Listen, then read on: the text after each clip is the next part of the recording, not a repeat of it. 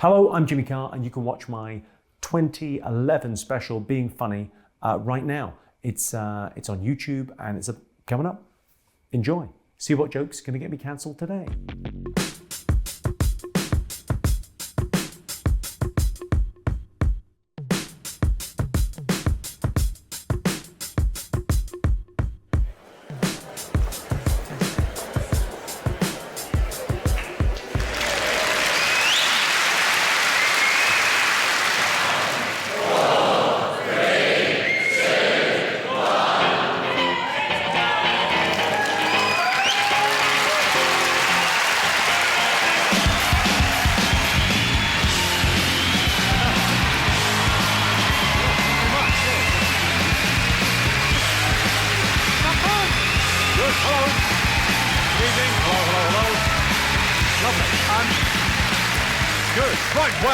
I'm Jimmy Carr, these are my jokes, let's not fuck about. Before we get started, who's seen me before? Who's never seen me before? You sound happier. I'm not entirely sure this is working. According to Ofcom, the people that make the guidelines for television, according to Ofcom, the most offensive words on TV are the F word and the C word. But I'm live on stage this evening, so I can say whatever the fuck I like. And those cunts can't do anything about it.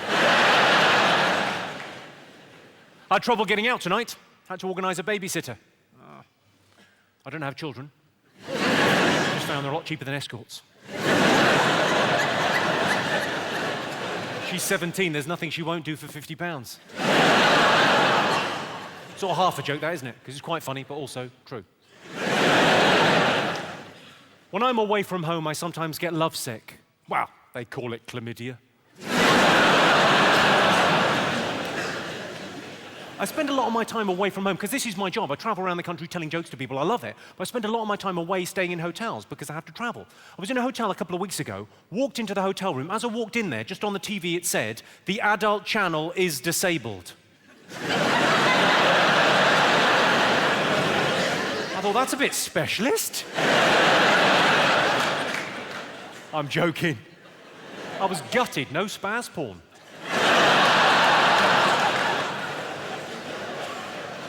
I'm sure you've all seen this, Birmingham. On trains, they've got seats reserved for elderly, disabled and pregnant people. Begs the question, who's fucking all these old cripples? Do you ever hear anything so dumb it's almost brilliant? So stupid it takes you a moment to work out what just happened. I'll give you an example. I was on a bus, I heard this girl get on the bus, walk up to the driver and go, "Can I get a return?" And the driver went, "Where to?" And she went, "Back here."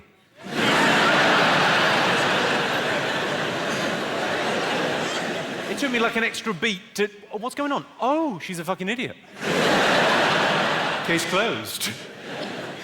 People worry about their physical appearance. We've all got silly hang-ups. Personally, I worry that one of my balls is bigger than the other two.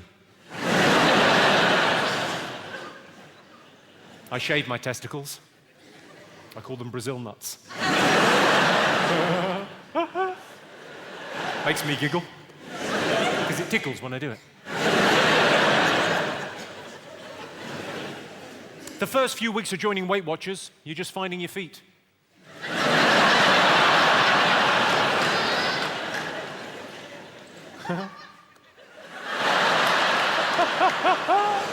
Well done. All together or not at all on the laughter, I think. Feed line, punchline, laugh. Don't fuck about. You're getting it late nonsense. Are there any ginger people in tonight? We got any ginger people? We seem to have contained the problem there. Good. Ginger people get given a hard time. People say very unkind things about gingers, but I think you should be destroyed humanely.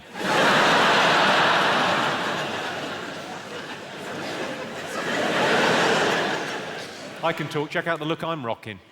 I look like a Lego Hitler. Das ist da.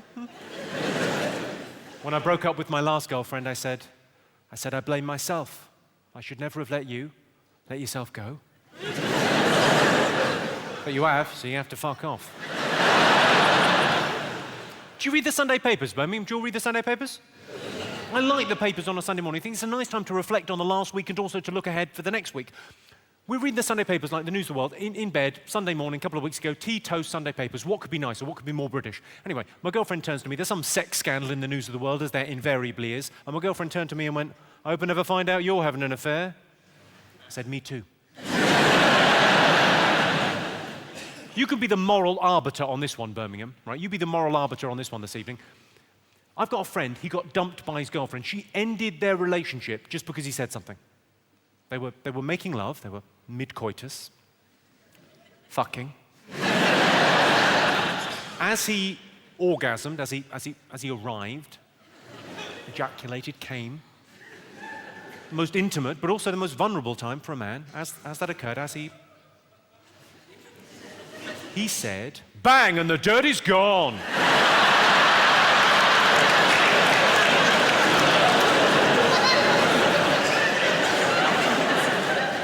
I can see two distinct groups of men. There's some men looking at me as if to say, I don't think that's that bad. I think maybe she's overreacted a little bit. And then I can see other men looking at me as if to say, note to self. You've got to be very careful with jokes in the bedroom, because it's quite funny to say to a girl who's sucking you off, it's rude to talk with your mouth full. But it's even funnier if she says, well, it's not full.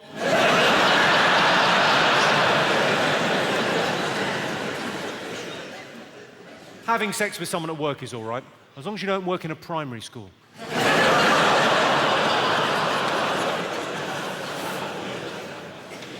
I've got a friend who's a part-time teacher. Well, they're all part-time. Are there teachers in? Come on, it's your own time you're wasting. Where are the teachers? Give us a shout, the teachers. And what was it that first attracted you to children? Not all teachers, obviously, that would be mental, but PE teachers, they're wrong-uns. You know what PE is short for? Pedo. It's a fact. You can look that up. You know why so many American kids die in high school massacres? It's because they're not allowed to run in the corridors. Take your time with that, that's wrong on a number of levels. I don't know if you've noticed this, Birmingham. It's very difficult to get the first kiss right. You want to be firm, but gentle. You want to be manly, but you don't want to wake her up.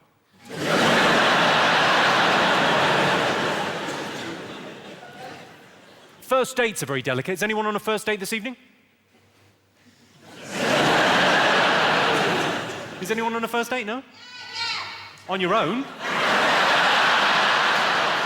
Seems a little bit suspect, doesn't it? We're going somewhere very special.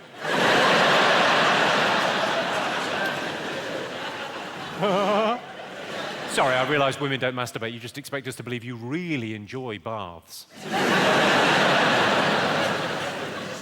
Well, good luck if you're on a first date. You see, first dates are very delicate, because if you call her the next day, she'll think you're too keen, she'll be put off. If you never phone, she'll think the worst of you. So what I do as a compromise is I phone her the next day and call her a slag. Sometimes you can sense a friend wants to take things further. Will it ruin the friendship? Things get hot and heavy on the sofa one night, you think, this doesn't feel right. You're my best friend. You're not even allowed on the couch. Bad dog, town boy. Did I say down boy? I've made it gay. I fucked a girl with one leg. Should have used my cock.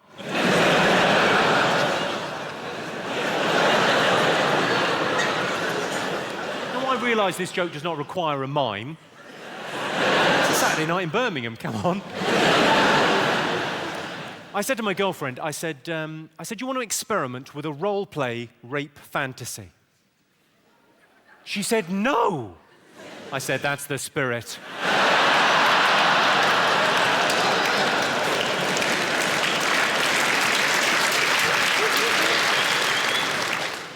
Rape is such a horrible word, though. It's such a harsh, brutal, awful word. Rape. That's why I prefer to call it a struggle snuggle.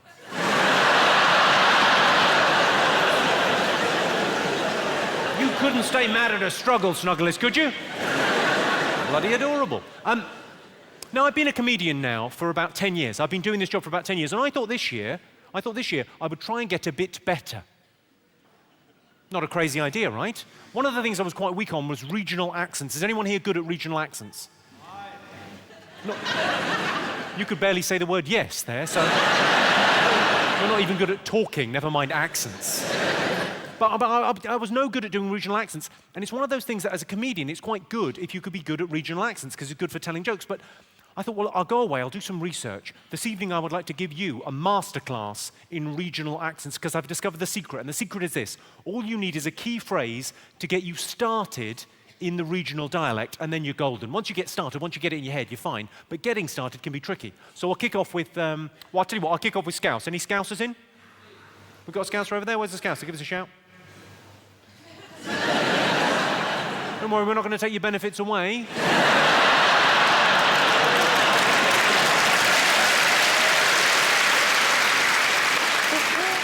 This is the phrase I use to do the Scouse accent. This is the phrase I have in my head to get me started in the Scouse. I want some chicken and a can of Coke. I want some chicken and a can of Coke. I want some chicken and a can of Coke. A can of Coke. I want some chicken and a can of Coke. The little head bobble just comes if you say it a few times. I want some chicken and a can of Coke. Well, let's make the Scousers feel at home. Let's everyone, on three, I want some chicken and a can of Coke. Okay, 1, 2, 3. Fantastic, Birmingham. Bloody well done. I know. Now, obviously, that's just to get you started. Once you get started, then you can say something properly, authentically Scouse. I want some chicken and a can of Coke. I'm going on the rob. I've got to get a prezi. It's me gran's birthday. She's 30.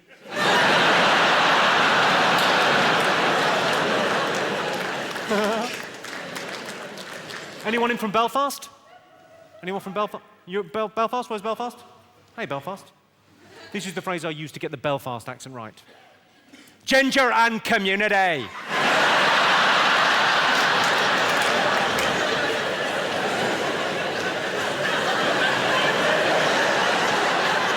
The terrifying stare is optional, but I find it helps. Ginger and community. Community has more syllables than you thought it had. Okay, let's try everyone. Let's go Belfast. Ginger and community. 1, 2, 3. Perfect. You're now all qualified to say, there's a bomb in the car. Roller coaster, pooper scooper, oompa loompa, Kawasaki, 4 unrelated words, meaningless in all respects, other than if you're trying to do the Geordie accent. In which case, they're a fucking gift. Roller coaster, pooper scooper, oompa loompa, Kawasaki. This makes me happy.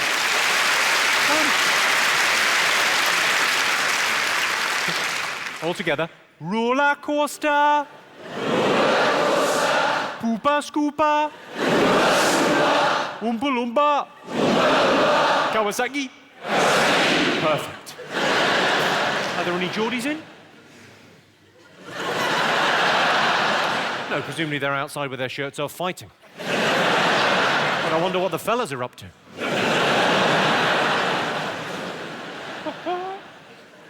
Welsh. Have we got any Welsh people in?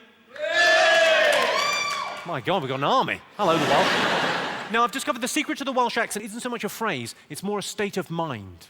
To do a good Welsh accent, you've just got to sound confused. Whose coat is that jacket?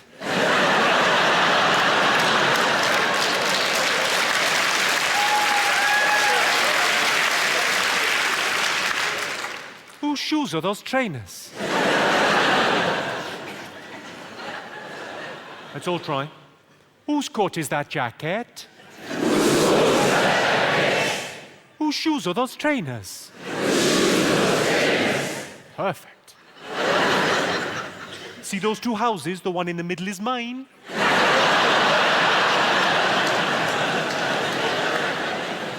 That paper you're sitting on, are you reading that? I came out of the shop and there was my bike. Gone. Anyone from Manchester? No one from Manchester. The accent's pretty easy for Manchester. You just need 3 words. Started. All right. Not bad.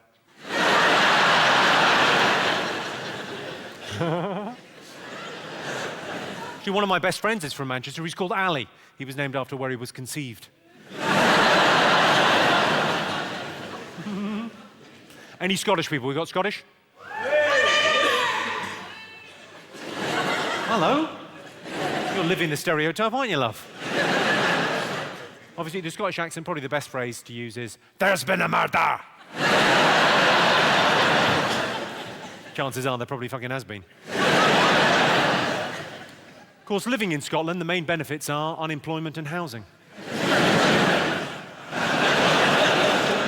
See, the Scousers' ears are perked up. Like a chavvy meerkat. What? There is a bit of a drink problem in Scotland, I hope you don't mind me saying. Yeah, up there they think I'm a double act. And the drugs, you wouldn't believe the fucking drugs. Whereabouts in Scotland are you from? Fort William, I don't know where the fuck that is. What, sorry? You've got sort of where an accent meets a speech impediment, I think.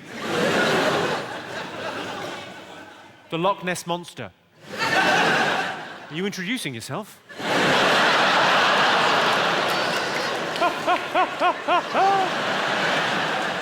Sorry. Didn't mean it, sorry. But the drugs in Scotland. Up in Scotland, they call it methadone. It's called I can't believe it's not heroin. I think the easiest accent in the UK is the West Country, because the West Country is just a pirate voice, isn't it? Who can't do a fucking pirate voice? Arr! I'm going on a date with my sister. Oh, my mammy doesn't find out. I'm cheating on her. Are there people in from the West Country? Hey there. All right. Hi, hello. Not being patronising, I just thought it'd be a little treat for you to see a hand with 5 fingers.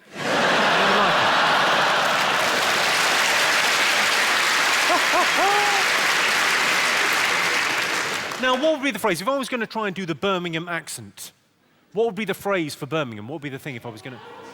All right. All right. All right. The other phrase that seems to come up a lot in Birmingham is, it's fucking shit here. All right, it's fucking shit here. Any other phrases for Birmingham? What other... What was that? That was just all vowels. What was it? A yow, all right. A yow, all right. Have you had a stroke?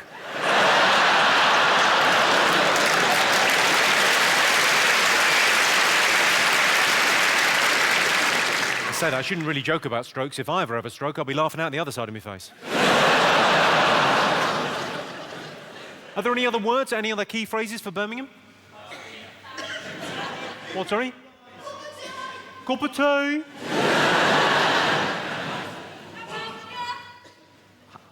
How am ya? How am ya? How am ya? Poorly educated?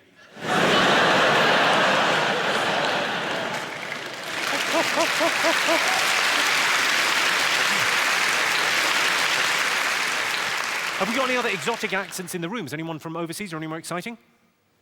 Anyone from the UK that we've missed? Any other places in the UK? Jersey! Jersey? You haven't got an accent, you tax-dodging scum.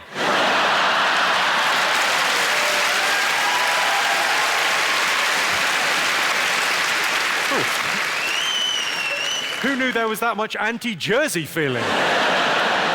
It was simmering under. Finally, someone said it. You're basically French now, fuck off. Has anyone else got a different accent we haven't covered? Essex? You mugging me off, you fucking slag. You fucking toilet. Come on. Fucking slag. I don't know how they make Essex men. Presumably, a man fucks a chicken. Oi!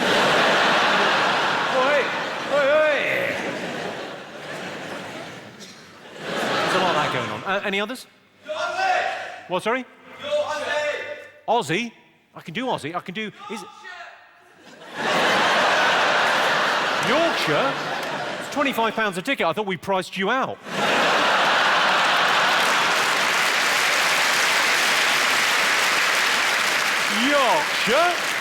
Yorkshire, say what I like, and I like what I bloody well say. Whippet, Tetley, frugal, cricket. My favourite Yorkshire phrase is tin, tin, tin, which means it isn't in the tin. Tin, tin, tin.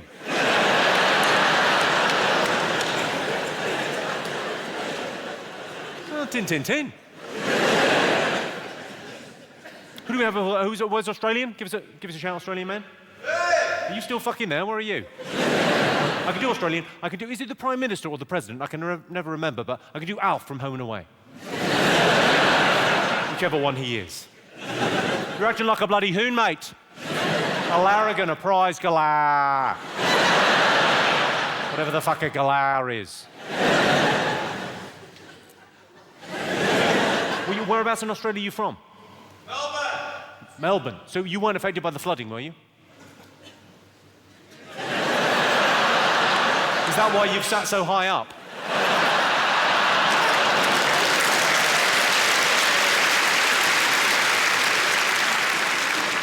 I'm not taking any fucking chances, but... I mean, because people lost everything in the flooding because they'd forgotten to tie their kangaroos down. Serious. People drowned, and you wouldn't have expected that because they're all wearing hats with corks on. Any others? What was that one? Chinese. You're Chinese. You don't really sound Chinese, sir. I'll be honest with you. And I think if I did a Chinese accent now, it would smack of racy lacism.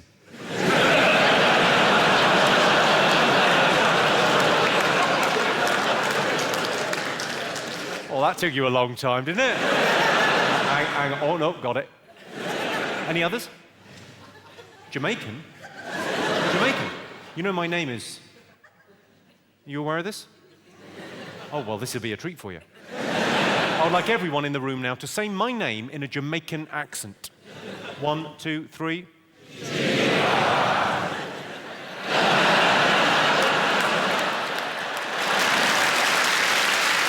I am Jamaica. He just went, yay. Bomber clot.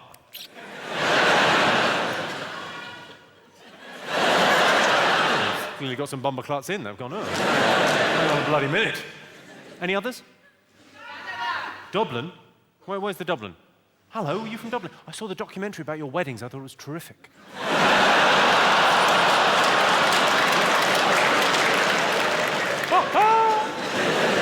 That's my favourite. You know I'm a plastic paddy, what they call a plastic paddy.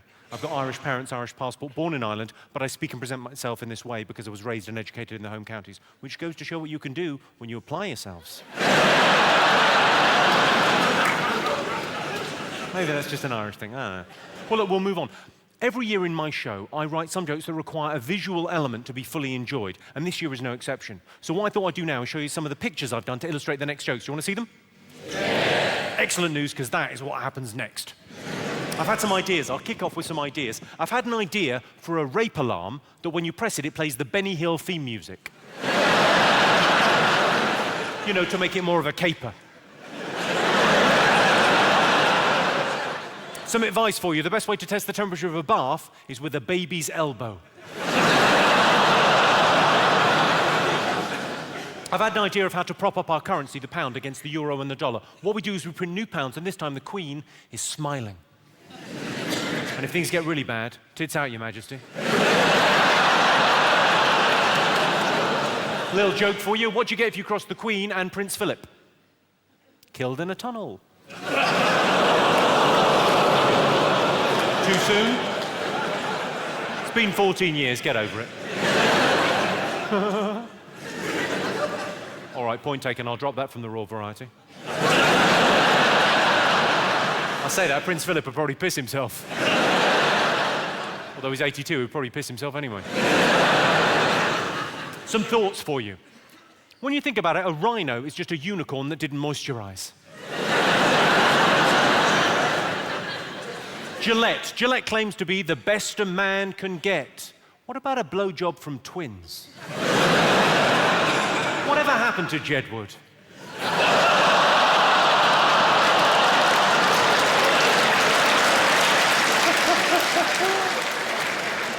The speed men shave in adverts. If I shaved at that kind of speed, my balls would be in shreds. When I was told I was bipolar, I didn't know whether to laugh or cry. A friend of mine's got OCD. For those of you that don't know, OCD is an abbreviation. It's just a shorter, quicker way of saying, I'd be a really annoying girlfriend.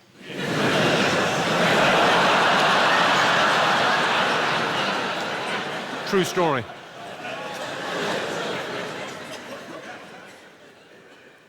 If all the veins in your body were laid out in a straight line, you would die. Let's talk about some social issues. My neighbour is noisy and nosy. He's always banging on the walls, shouting, "Is anyone there? I've fallen. Is anyone there?" It's none of your business if anyone's here. Still, he's gone quiet now. Childhood is now effectively over by 11. Which is when the pubs close and Uncle Terry gets home.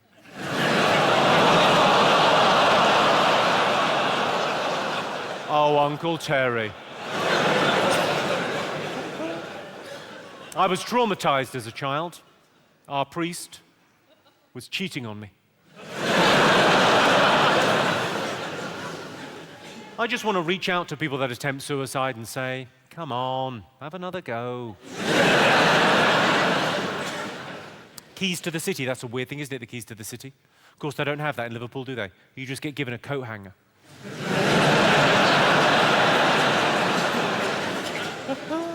As a fashion statement, socks with sandals says, I'm either a German, a paedophile, or a cunt.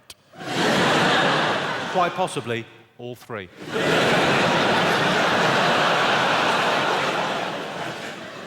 Apologies to any paedophiles or cunts we have in.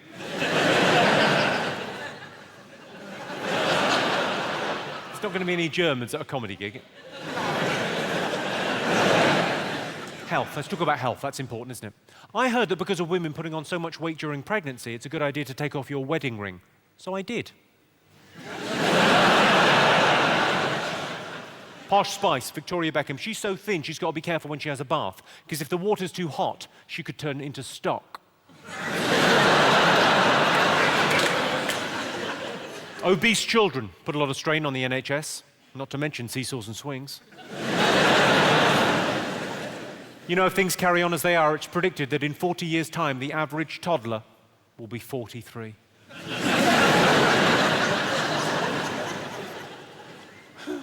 I tell you what, let's talk about religion. That couldn't possibly upset anyone.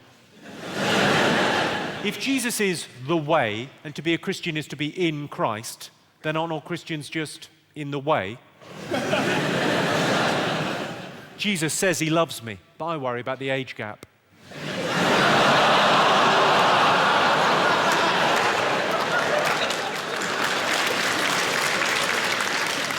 Now you'll notice out of deference and respect to our Lord and Saviour Jesus Christ, I've let him bum me.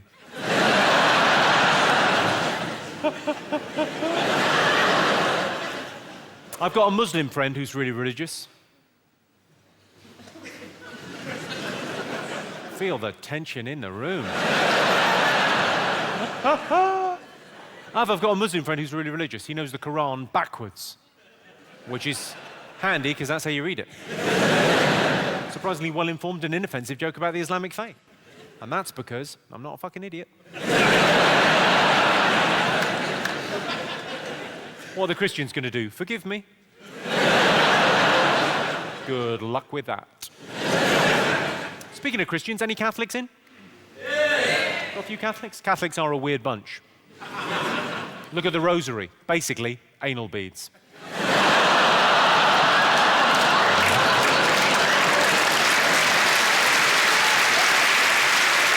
you very much. Good. Excellent. Now, I think the next thing for me, career-wise, ladies and gentlemen, will be doing some sort of interview show where I talk to people, you know, this kind of setup, couple of chairs, you face off against each other, Parkinson, Jonathan Ross, Graham Norton, those kind of shows. That'd be great to get, but you can't just start doing that on TV like day one. That'd be tricky. So what I thought I would do on this tour is practice. Get someone out of the audience every night with an interesting job or a claim to fame and interview them and get a bit of practice with the interviewing. So to that end, does anyone have an interesting job or a claim to fame? Oh, good, your hand's gone straight up. What do you do? You were on TV in Poland. I will take that to mean you work in the adult film business. So you've been on Polish TV. Okay, well, that's a claim to fame. Well done, you. And Polish radio. Well, finally. That's fucking sealed the deal. Okay, any other claims to fame? Interesting jobs? Any others? I mean, it could be from anywhere. You're a priest. Who's a priest? You're a priest. I'm looking at you. I'm thinking you might have had some dealings with priests. Just stand up, just for a second. Just turn around, just so people can see you. See? I mean,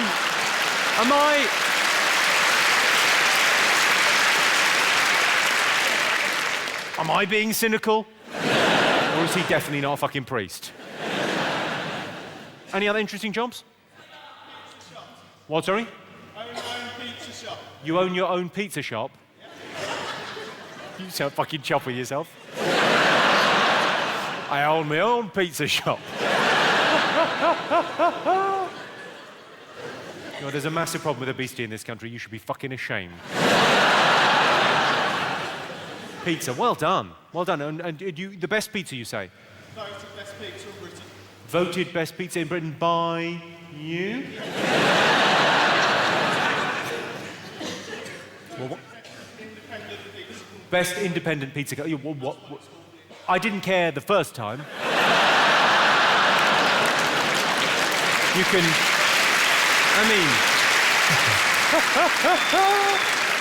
Any other unusual jobs or claims to fame?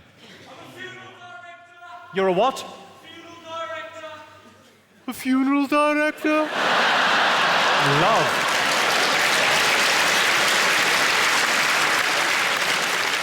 Your voice couldn't go any better with your job. He's fucking dead.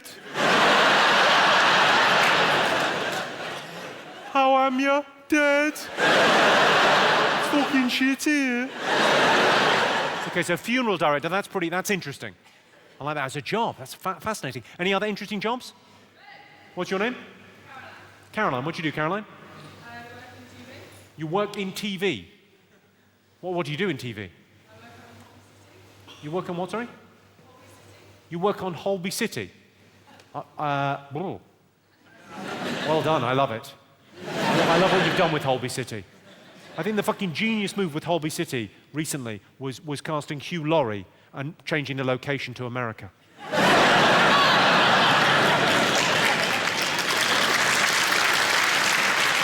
Well done, you. I think we should talk to the funeral. Should we talk to the funeral director? Funeral director, what are the chances of you getting down here? Don't fucking jump or we'll have to bury you. But if you can make your way down to here, then we could talk to funeral director. That sounds exciting. While he's making his way down, yeah, give him a smasher. He's making his way. While he's making his way down, because it's a big old venue, he'd take a minute. Any other claims to fame in the room? Any other exciting?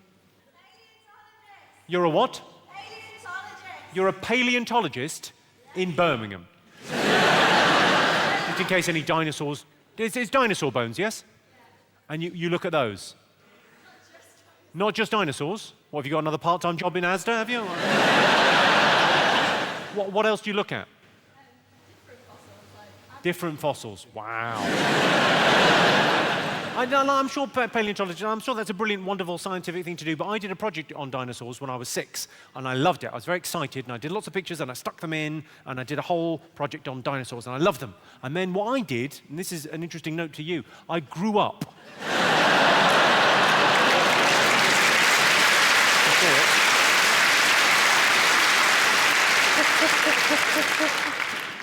I'm still doing my dinosaur book. I like it. Well, I'll indulge you. What's your favourite dinosaur? A velociraptor. A velociraptor, because of Jurassic Park. Oh, you might as well have said Barney.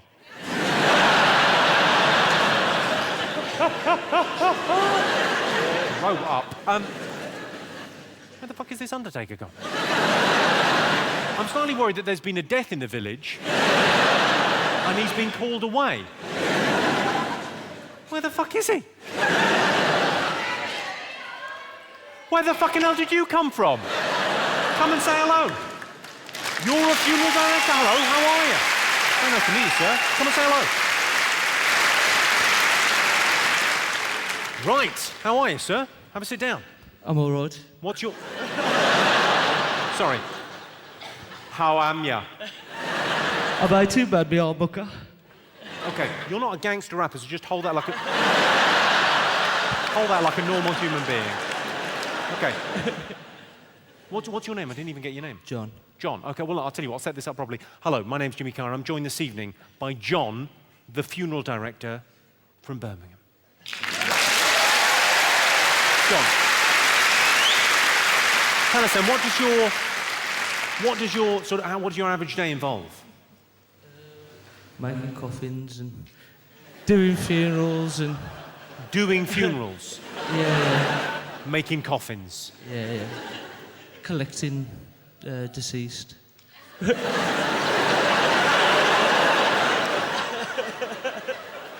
I'm slightly terrified by you.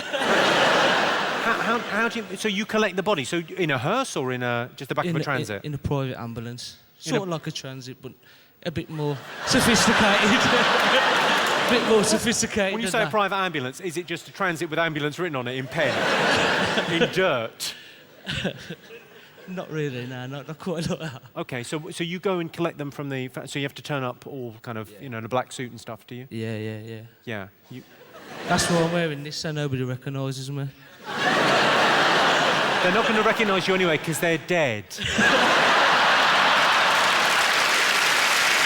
They probably... I can't believe I'm here with you, nice one. This is unreal, man. Must be lovely to meet someone who's just still breathing. Lovely fucking change for you. Do you get involved in the embalming? Not so much now. When I first started, I had a bit of, I had to help out with the grim stuff, but not so much now. I've been doing it years. Sorry, so not so much now? No. It sounds like there was an incident that stopped you from doing it. No. Sounds like they went, hang on, get away from that. That's not for eating. No, I tend not to do much with the bodies anymore. If that's the right thing to say. You don't do so much with the bodies now? No. I'm more to do with coffins and funerals and... Now, you work in this industry. Is there any... Now, necrophilia is something that's talked about. I'm only asking. Because people think they're going to get away with it, but ultimately, they'll get caught because some rotten cunt will split on them. It's my necrophilia joke, everyone. You're welcome. Well, I've been caught yet. You haven't been caught yet.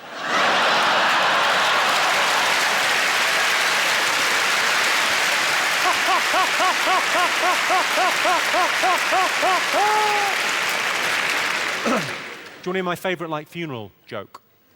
Well, no, Undertaker joke. I don't know if this is, based on a true thing, but you might know this, even. They're an old lady, beautiful, nice old lady, and her husband's died. And she goes to the funeral parlour where you would work on it, and she's talking to the guy that does your job, and she says, he's beautifully laid out. She said, that classic sort of thing, he's never looked better. He looks lovely, but I wanted him to be in his blue suit, and you've got him in his brown suit. Could you put him in his blue suit, not his brown suit? And the guy says, not a problem, madam. And then leans out the door and goes, change the heads on 2 and 4.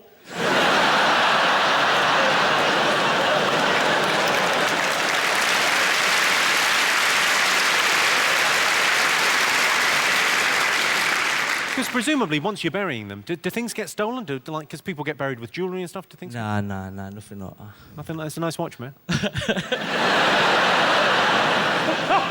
Just...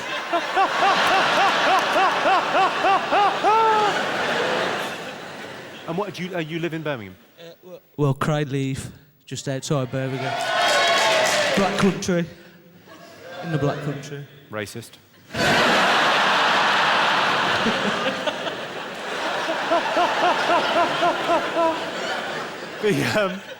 What's that? That's an interesting thing. How did you get into it? How did you get into being a... I did it from a work experience when I was at school. You did your work experience. Yeah. It sounds like you turned up to that meeting late. What's left, sir? Well, you're going to be working with corpses. That's quite a cool thing, though, isn't it? Sure. Has anyone ever woken up? Because you hear stories about something to do with fluids in the spine. You hear stories about people kind of bolt upright. Oh, no, never, nothing like that. Nothing like that. Nothing like that. You just position them how you want and you're away.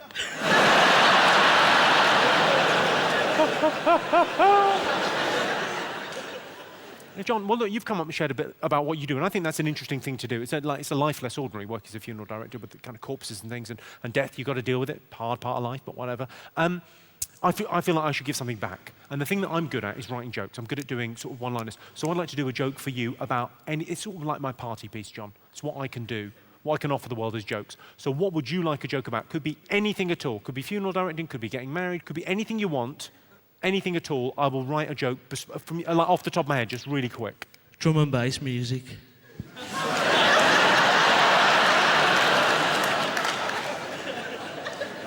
Why did the lion get lost in the forest? I don't know. Because jungle is massive. Yes! Black, black, black.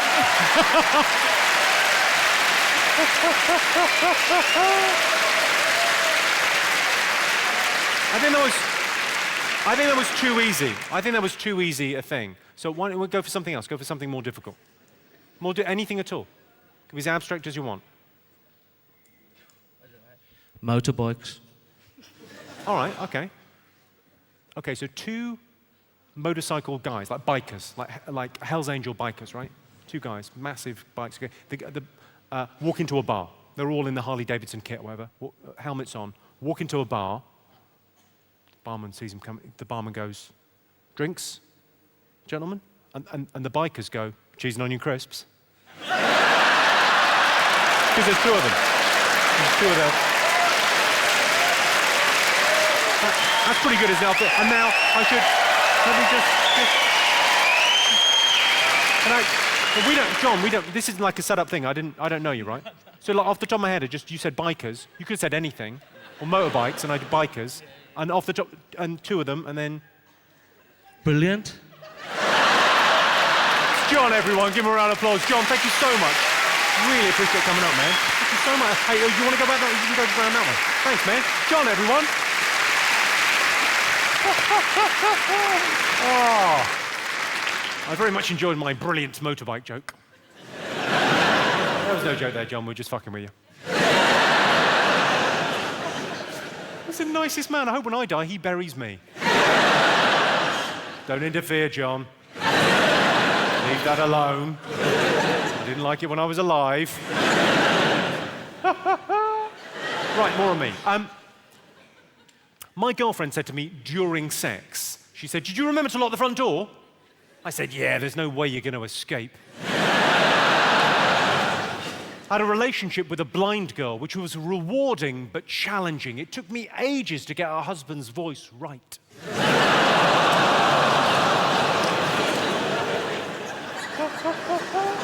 You didn't see that coming. Neither did she. Who picks up guide dog shit?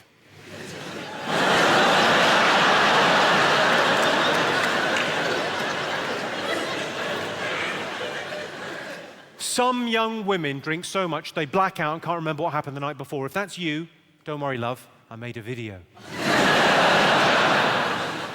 I shouldn't joke. My granddad was an alcoholic. We used to call him Alco Pops.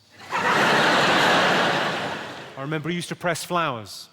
Well, I say that, he used to fall over a lot in the garden. Have you all been to the cinema recently? Has everyone been to the cinema?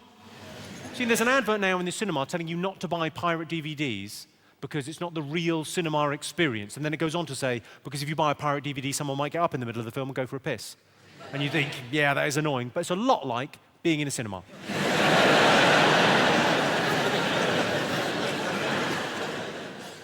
My ex-girlfriend bought me the Kama Sutra last year as a gift, which put me in a very awkward position. I'd like to talk about a sex act that I don't fully understand. Are you all familiar with the 69, yes? No, I like the 69 as much as the next man. Hoping he isn't man, that'd be terrible. I like the 69, but I don't really understand it because it's an incredibly intimate thing to do with another human being. But how does the 69 ever occur? It only ever happens when the man says to the woman, would you do that thing that I like? And the woman goes, yeah, all right, but only if you do that thing that I like. And the man goes, not a problem, away you go. And the woman says, no, because the last time I did the thing that you liked, you were a little bit sleepy afterwards. You fucked off to sleep. You said, we'll call it a 68. It's like a 69, but I owe you one. I like everything about the 69 apart from the view. The perineum, or taint. I like to call it the Amanda Holden. Because like Amanda Holden, on Britain's Got Talent last year, it's the bit between the arsehole and the cunt. Piers fucking Morgan. He's interviewing people now. When I said I wanted Piers Morgan to get Parkinson's, I didn't mean his fucking job.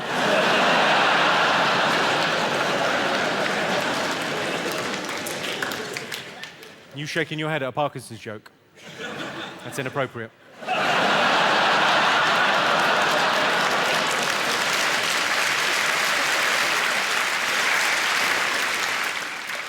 Right, let's try some rude stuff, see how we get along.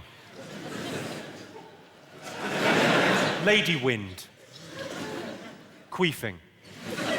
Fanny farts. The expulsion of air from the vajayjay during sexual intercourse. A cunt grunt. There are two main responses when a queef occurs. Some couples, it doesn't matter how gnarly or squelchy the noise, they deny the queef. Did you hear anything? No, I didn't hear anything. And they move on. Some couples, it's a funny little noise, they have a little giggle, they move on. Not a problem. I like to go a third way. I like to pretend the vagina is talking to me. What's that? There's a boy trapped down a well. I like to think of myself as the vagina whisperer. What happened? Are you getting a phone call? There's a Scottish lady getting a phone call. I imagine the drugs are arriving any moment. You all right? You switched it off and it rang anyway? Well, I'm not buying that fucking story. Don't worry, it's okay. It's only a phone. Don't feel bad. It's a what, sorry? It's a late alarm to come and see me. Or come and see me an hour fucking late. You're not the one I booked for the interval, are you?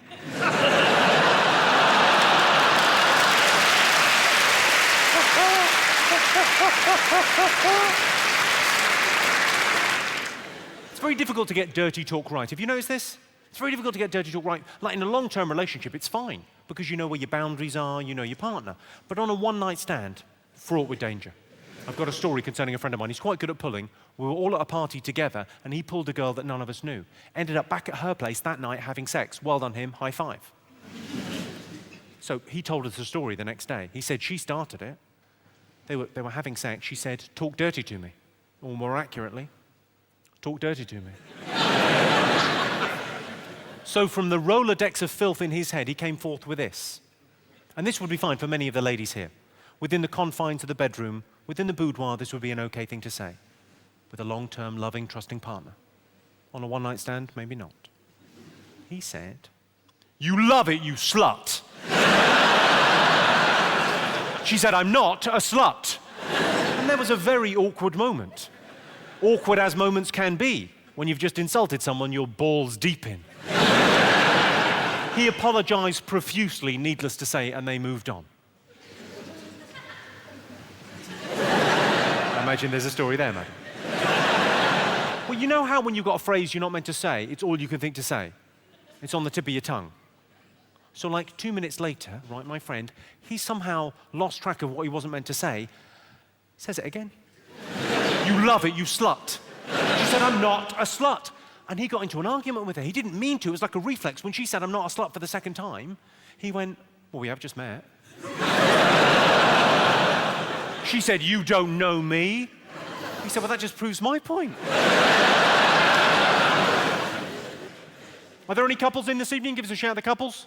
Oh, lots of couples in tonight. This is a bit silly, I think. But for Valentine's, I got my girlfriend sex vouchers as her present. I didn't realise they were transferable. Turns out they accept them at her work.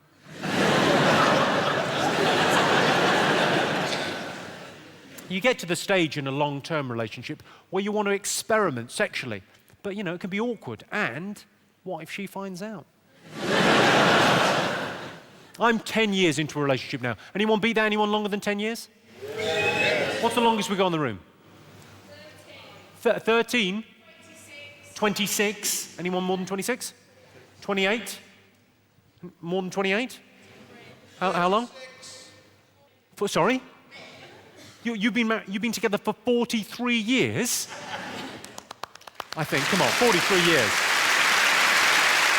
Now, I don't know what it's like after 43 years. I think that's an extraordinary commitment, especially in this day and age. That is quite something. But I don't know if it's the same for you, because I've only been together with my girl for 10 years, but things have got quite predictable in the bedroom. Now, when I lower my entire ball bag into her mouth, she is pretty much guaranteed to wake up. Same?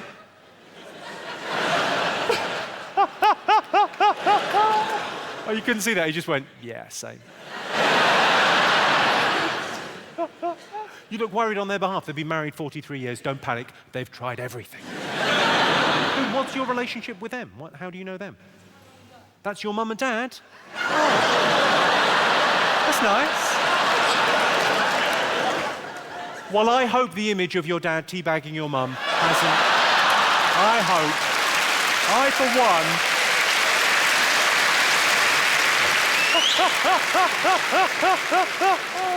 I don't know about looking your parents in the eyes again. I don't think you'll be able to drink tea. Hi. Shit, sorry. This will be hard for you to believe. I used to be a gentleman. I didn't used to talk about my sexual exploits, even with close friends. Never kiss and tell. Always just keep it private. It's private life for a reason. Private. Now, I'll talk about anything. It's great for me because it's a catharsis, but also I think it's good for everyone because you talk about things, everyone feels a bit more open and a bit more normal because, there's weird things. Here's an example of an intimate detail I don't mind sharing with you. My girlfriend can't have orgasms during intercourse, but it's not a problem because I can.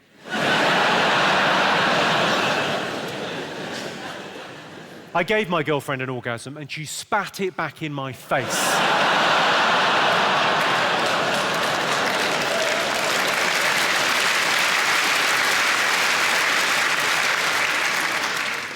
When my first girlfriend choked to death, it was a terrible blow. I had to finish myself off. There are inequalities between the sexes, and I think it's universally acknowledged. Men get an easier deal in our society than women. But I can think of an example where men get a very raw deal. Early on in a relationship, before you live together, when you're just kind of staying over each other's houses, very exciting phase in a relationship. In the history of the world, no man has ever been staying over at a girl's house and found a vibrator in her bedside drawer, and there's been a problem. There is only one reaction on record, and that is as follows. Oh, hello. Cheeky. What is she like? But when she finds a latex vagina in your sock drawer, there is hell to pay. Explanations must be made. I say sock drawer, it's actually the office. I say latex vagina, it was the receptionist.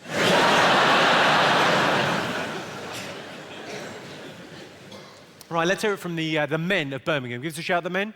Well, specifically, give me a shout, the heterosexual men of Birmingham. Same voice is just a little bit lower because you've got.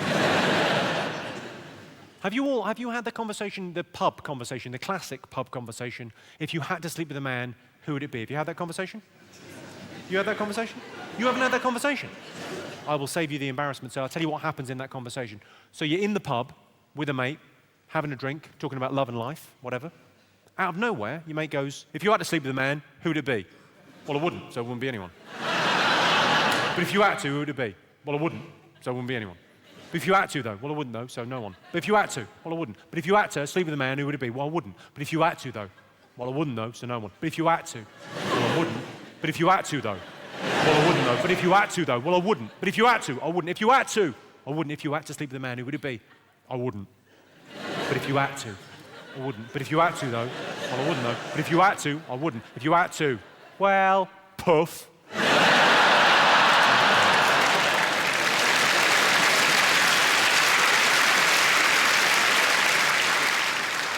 I got accused of being gay the other day. I was on stage doing a gig and I had a pink shirt on and someone accused me of being gay. I went, gay, it's a gay shirt, pink shirt, gay. I can't think of a more masculine colour for a shirt than a pink shirt, because a pink shirt shows the world you don't know how to put a wash on. What could be more masculine?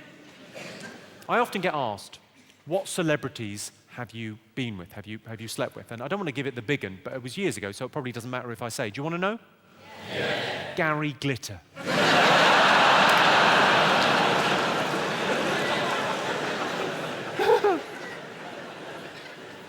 Have any of you seen my impressions? Have you seen any of my impressions before?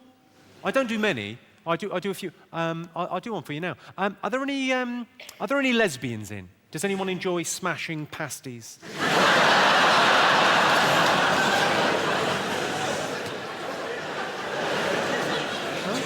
Are there any lesbians? There must be some lesbians, surely. What is there, a pool tournament on? Well, where are the lesbians? You up there somewhere? Oh, there's some lesbians up there. Are there lesbians over here? Hello, girls, how are you? You all right? Very nice to have you in. The impression that I do, it's more a piece of physical theatre than an impression per se. But it's the... hang on, the cameraman's coming to get the lesbians. It's more a piece of physical theatre than an impression, but it's actually, it's the breakup of a same-sex relationship between two women. And I think it captures the emotional turmoil and the anguish when love breaks down. When you still love that person, but you're no longer in love with that person, and you've got to go your separate ways. Would you like me to perform it for you now? Okay. Just give me a second here.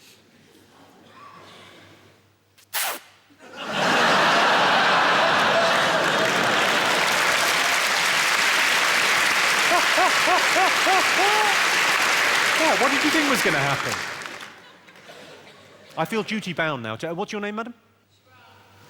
What? Chiral. Okay, fine, Chiral.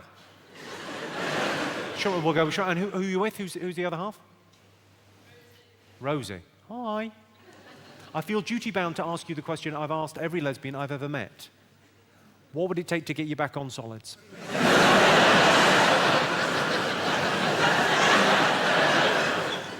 Oh, I got a maybe, yes.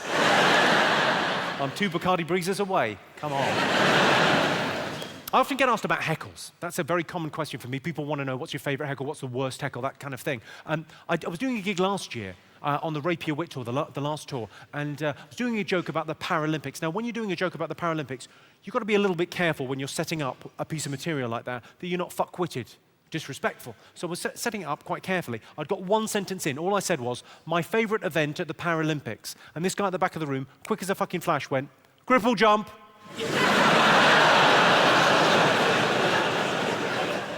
I wish I hadn't, but I fucking pissed myself. The other one I loved, I was doing a gig last year in Cardiff, and front and centre, this guy front and centre where you're sitting there, madam, out of nowhere, 20 minutes into the gig, he just went, Dragon. So there wasn't a massive pause before he said dragon. That was just to let you know what happened there. In my head, I had to go, whose coat is that jacket? To get it started in my head. But 20 minutes in, he just went, dragon. I went, what? He went, dragon. I went, yeah, but what do you want? He went, I'd like a joke about a dragon, please. And he said it like I was the cunt for turning up in Wales without any dragon-based humour. So in the interval, I felt duty-bound to go and write a joke about a dragon. Do you want to hear my dragon joke? Yes. Okay. Two dragons walk into a pub. Don't panic, John, it makes sense. Brilliant.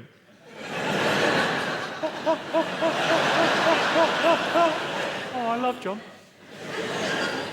I'm just imagining a funeral called, you know, what do they call it when the funeral, when all the cars?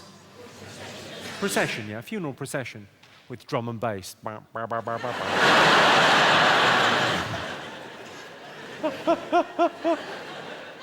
Has your hearse got blue lights underneath it? I think that'd be quite good. That'd look like it was haunted.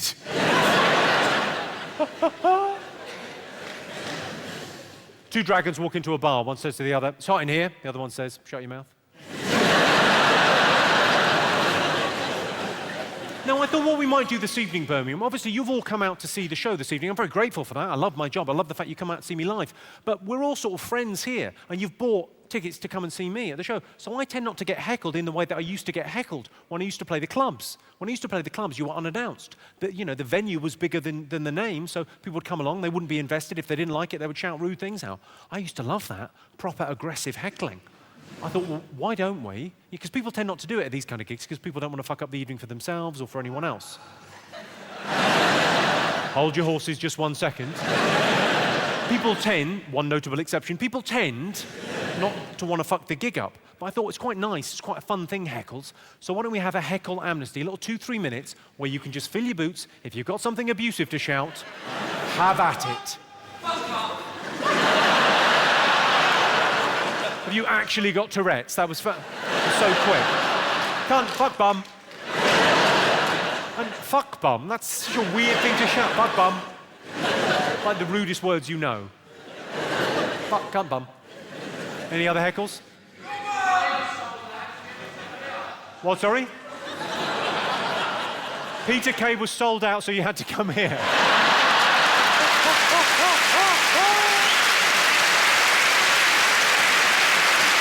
Yeah. Unlucky. I bet he wouldn't have called you a cunt. Unfortunately, I'm not Peter Kay. Cunt. It's a very different kind of show. Peter's show's good too. Any other heckles? My crisps tasted rubbish.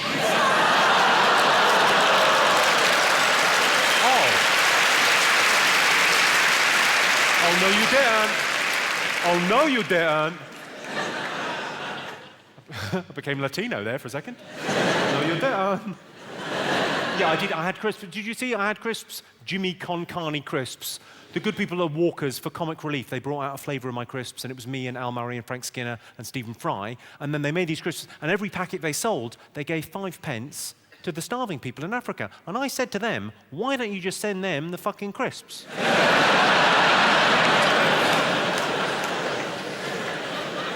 It's got to make more sense, hasn't it? Because they can't be as fussy about the flavours. If you're starving, you're fine, aren't you? Well, these are a bit... Nah, fair enough. Any other heckles? When's the comedy on? When's the comedy on? Really? What's your name, sir? What's your name? David. David? What's your favourite colour, David? Blue. Blue, okay.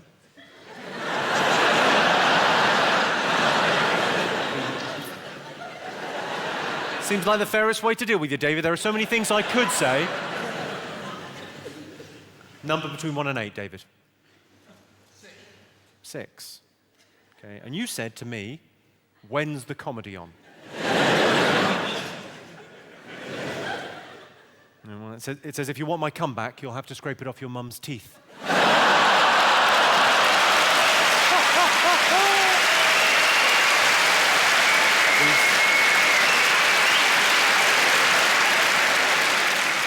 These things don't lie, David. These things don't lie. Nah, I'm kidding. She swallowed the lot. Wow.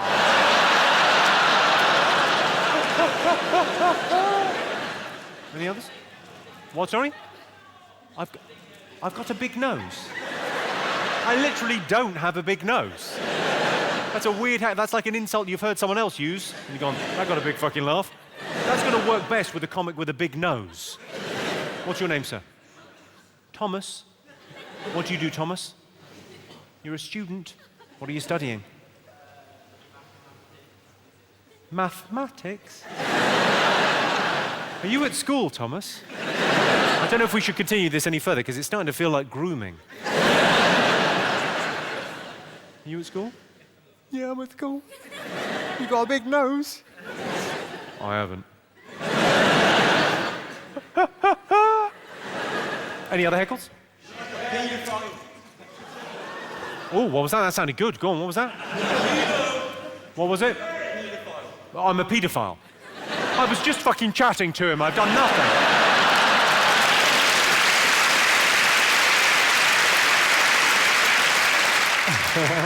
Any others? Yes.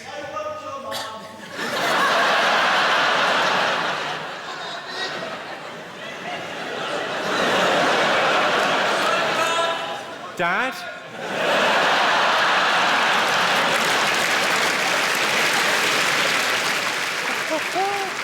Any other heckles? What, sorry?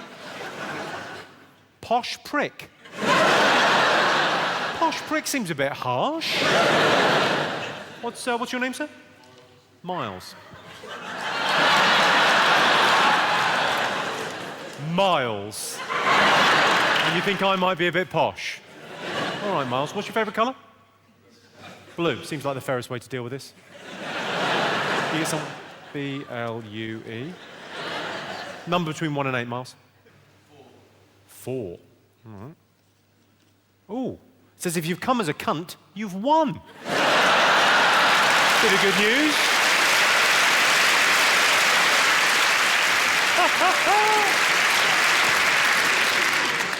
Any more for any more? Who the fuck has a side part in?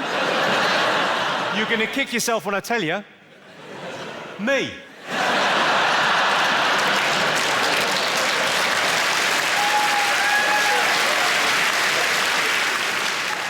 I think you know your doctor isn't great if the STI check is a taste test.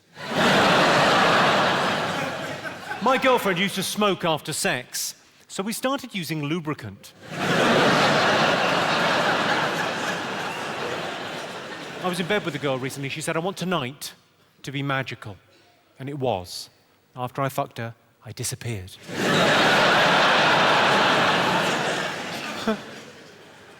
I got into an argument with my ex, and in the middle of the argument, she went, what kind of an idiot do you take me for?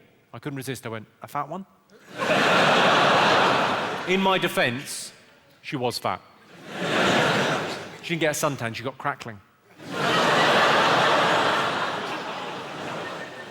She was legally required to make a beeping noise when moving backwards. She wasn't that big when we got together, but she bloomed. I mean, I've seen girls put on weight before, but she took the biscuit. On the plus side, just a nicer way of saying it. I quite like a euphemism. Of course, the classic euphemism is if someone's gay, instead of saying gay, you would say, he's a friend of Dorothy's. If someone's really fat, I like to say, he's a friend of Greg's. I had a super awkward moment on stage recently. So I was on stage doing a gig. I said, any questions? And someone went, are you ever going to have children? I said, I don't want to make you feel bad about asking, but my girlfriend and I actually can't have children. The way we do it.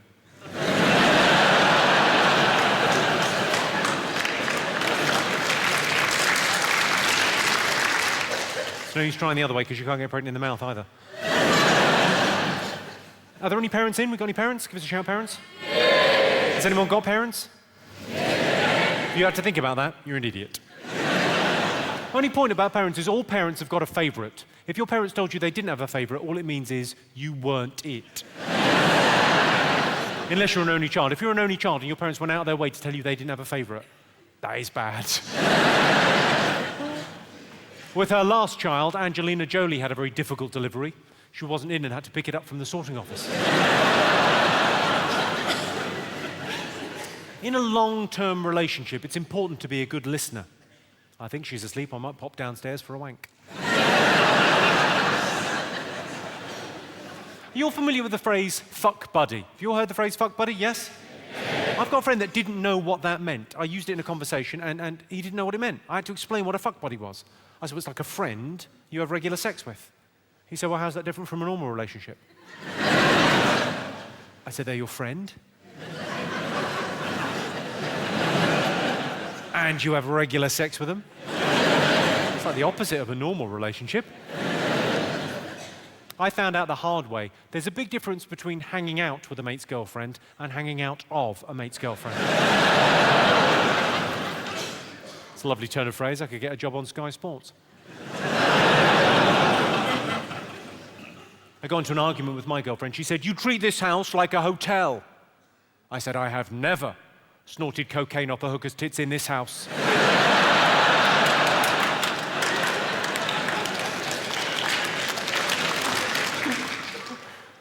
Told my girlfriend the top she was wearing was too revealing. Said Jimmy sometimes cries after sex.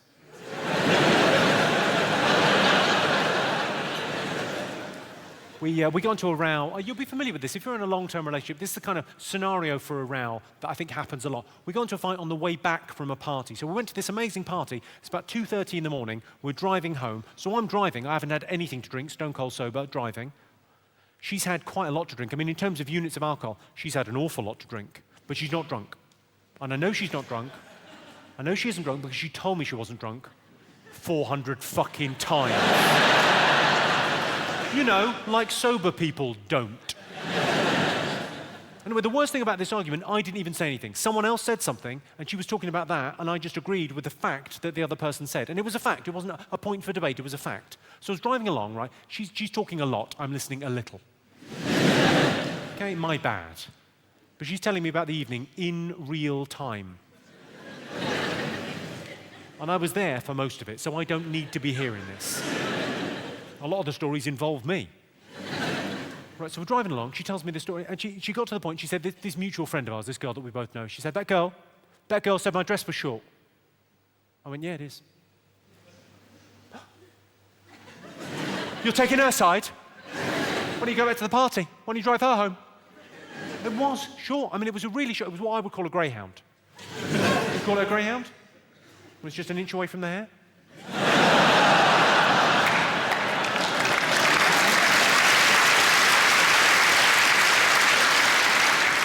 Really short skirt, so like, I went, it is short, yeah. She went, oh, you're taking her side? Why don't you go back to the party and drive her home then, if you fancy her so much? Trying to undermine me, you're saying I've got fat legs? Suddenly fucking Chewbacca's in the car. You never fucking fancy me anymore, you know what the fuck, there's just snot and... Next thing I know, like within 20 seconds, she's pulling on the car door. We're doing 40 miles an hour, middle of nowhere, 2:30 in the morning. She's going, I'll walk home, trying to open the car door. She's not wearing a seatbelt because she's pissed. Opening the car door, safer. Opening the car door, I have to stop the car. Because it's dangerous, right? So as soon as I stop the car, she fucks off out, immediately. Teetering on heels up the road. No coat, no money, no keys, no idea where she's fucking going. I'll walk home, you don't even fucking care, I'll fucking walk home.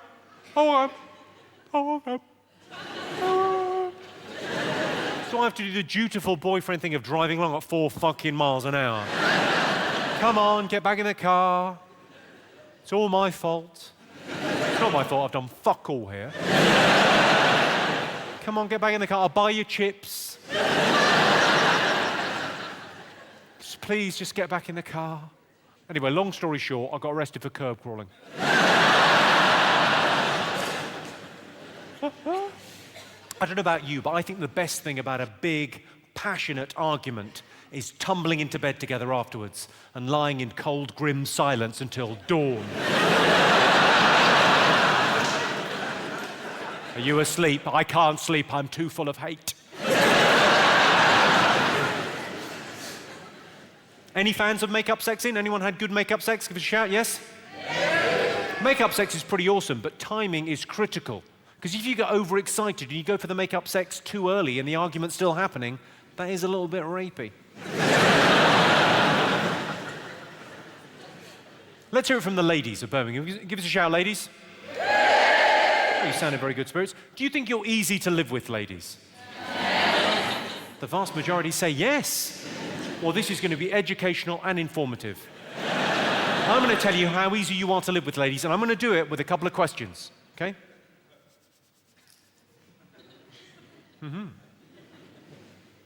Have you ever met a gay man? Yes. Have you ever noticed how happy homosexual men are?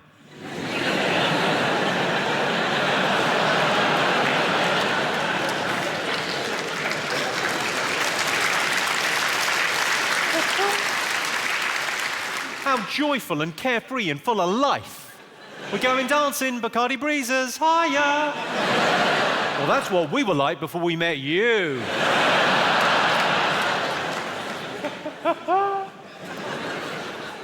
Interesting little fact for you. 3% of all new homes are built specifically for pensioners, and they're called coffins. My grandmother, I loved her to death. Smothered. I'm joking, I fucked her. Now, I don't normally do political stuff on my stage show, you know, on the tour, but I saw something that caught my eye recently. It was in Croydon. Anyone in from Croydon? One person down there? I hope you're having a knife crime. Sorry. Nice time, my bad. So it was this thing, it happened in Croydon. I saw it in the local paper down in Croydon, and it was a BNP campaign. Are you familiar with this carnival of cunts? So a British National Party campaigner was handing out leaflets in Croydon High Street. And you know, when people are handing out leaflets, I mean, handing out leaflets in Croydon High Street for the BNP is the Everest of stupid, needless to say. But he's handing out these leaflets. You know, sometimes you don't look at a leaflet when you're in the high street. You just pick it up and kind of take it, and you're a couple of steps before you look at the thing. So this guy picked up a leaflet. Oh, British National Party, that's interesting. Bang. And properly connected with a punch. Now, I'm not advocating violence. No, never solved anything. But on this occasion, I will let it go because he gave the BNP campaigner a black eye. And that is pretty genius. Because for that fucker, that's adding insult to injury. A lot of planning is going on in London for the 2012 Olympics. Sadly, most of it is being done by Al-Qaeda.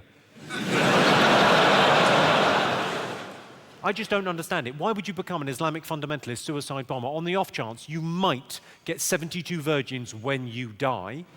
Become a Catholic priest and have them now.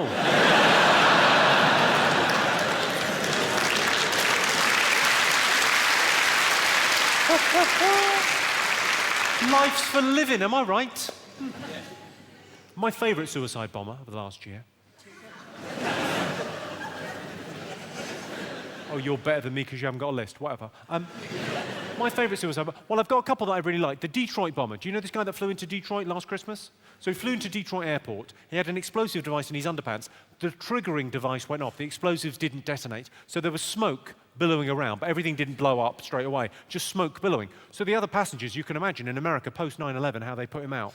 They didn't run and get a safety blanket and some water and a stewardess. No, they stamped the fucker out. In quite a camp flamenco style, if this is anything to go by. Possibly with a... But I mean, they fucking ruined this guy. They didn't kill him, but they ruined him. Now, normally, I would say, well, you know what? Fuck him. He was trying to kill innocent people as they flew home for Christmas. Fuck him very much. But my heart goes out to this guy, because his court case is coming up in America in the next couple of months, and he's going to have a very tough time in a court of law defending himself, because the prosecution have got it so easy. The prosecution are just going to go, you telling the truth? Yeah, I'm telling the truth. Were your pants on fire?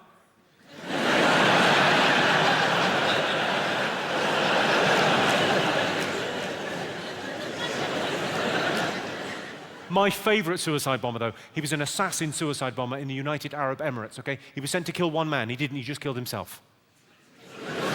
Technically a win for them, but I'm very happy with that. Okay, so he was sent to kill this guy, and in order to get close to the guy he was going to try and kill, he had to conceal the bomb. He had the bomb concealed, wait for it, up his bum. Literally a suicide bummer. I mean, if people are going to start putting bombs up their bums, the shit is really going to hit the fan. Now, I don't know how that bomb was detonated, but I like to think, in this day and age, even someone as fuck-witted as a suicide bomber would have seen the opportunity for comedy in that situation. And that bomb up his bum would have been detonated something along the lines of, pull my finger.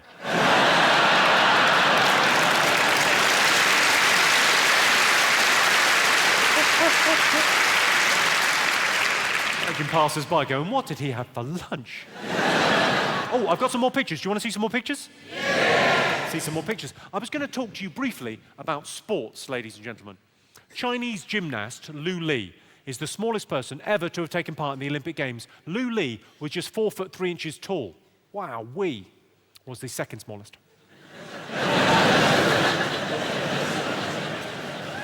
Ice dancing. Of course, ice dancing won't be around. Any fans of ice dancing in? Ice dancing, of course, won't be around forever because of global warming and AIDS. Snooker and darts. Snooker and darts have seen their viewing figures steadily decline since the introduction in 1983 of remote controls. Just 22% of Liverpool fans reside in Liverpool. The rest are on remand in other cities. Wayne Rooney. He's not as clever as he looks.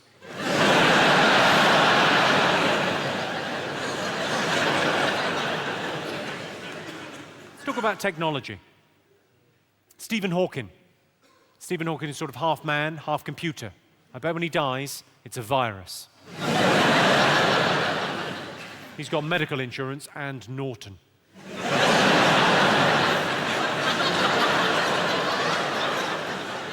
In America, they're called astronauts. In Russia, they're called cosmonauts. And in Britain, they're called balloonists. The greatest ride at Disney is the girl that works in the Toffee Apple kiosk.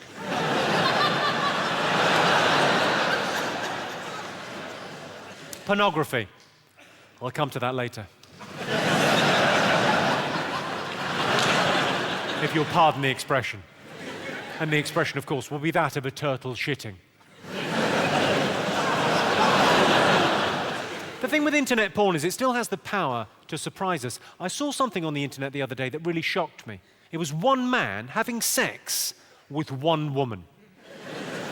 There was no gangbang, no DP, no anal, no dwarves, no three-way, no water sports, no girl-on-girl, no gagging, no rimming, no granny fanny, no DV, no DA, no shemales, no MILFs, and no one looked barely legal. It was just one man having sex with one woman. I thought, well, who comes up with this crazy shit? Let's talk about sex. Adult supervision. To me, adult supervision sounds like the ability to see through bras.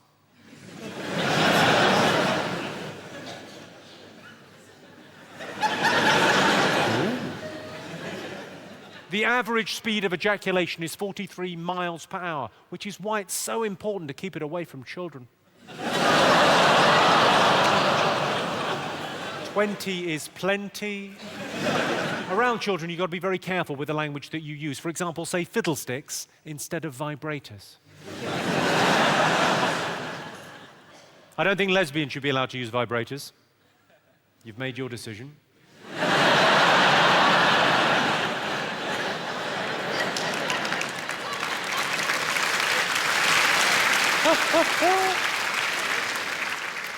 No more sin on the fence. Either.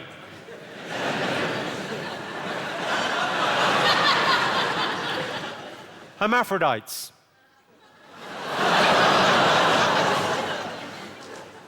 Can go and fuck themselves.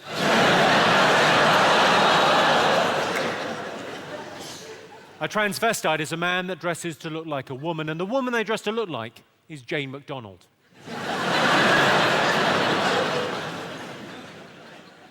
Someone told my girlfriend the best way to improve oral sex was to hum. All I'm saying is the theme from Corrie is not erotic. Anal sex for women is like Marmite. It's brown and it smells funny.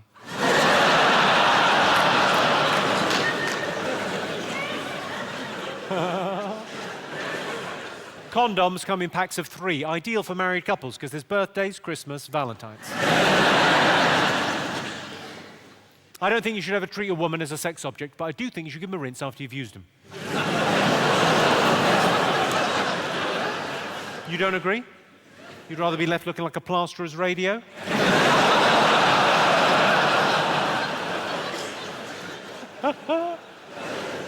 My girlfriend's got a cleanliness problem downstairs. Yeah, the kitchen's a fucking state. I'm joking. She's actually got a virulent yeast infection in her vagina. Let's talk about relationships. The last relationship I had, I ruined by blurting out, "I love you," too early, which gave away the fact I was hiding behind the curtains. People often ask me about most embarrassing moment. It's probably when I first got introduced to my girlfriend's parents. I remember my girlfriend saying, "There's the bad man there."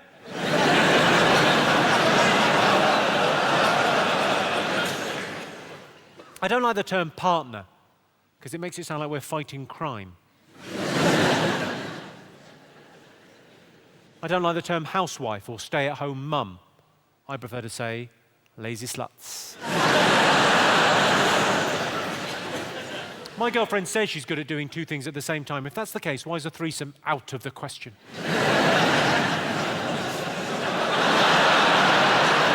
Don't judge me, I improvised. It's not that bad, it's got a face.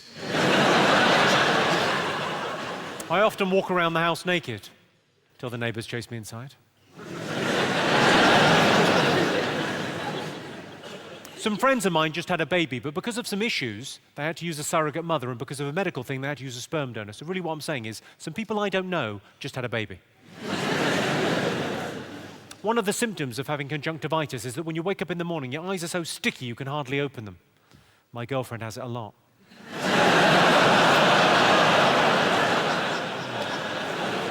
Sometimes she gets conjunctivitis on her tits.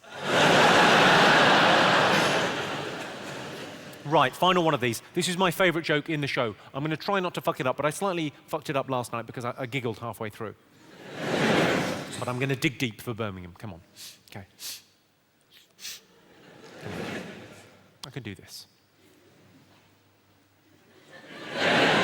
When I broke up with my first wife, I didn't want anything from her in the settlement, except a pint of milk, 4 egg yolks, a vanilla pod, an ounce of caster sugar, and 2 fluid ounces of single cream.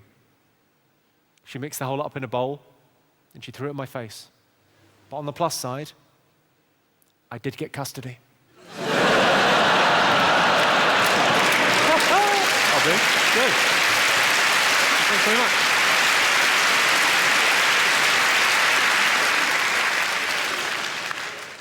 I think civil partnerships are gay.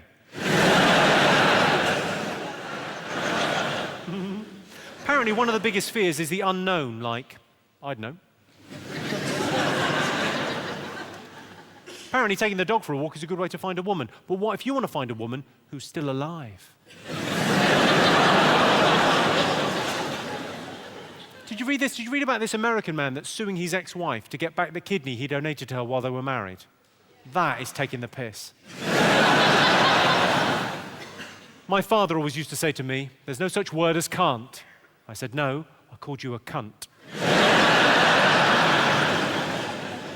People claim to be into recycling, but you should see their faces when you rinse out a condom.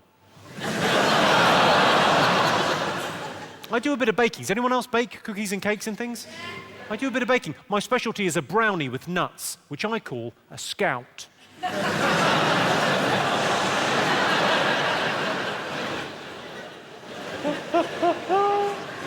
Come on, where's your sense of fun?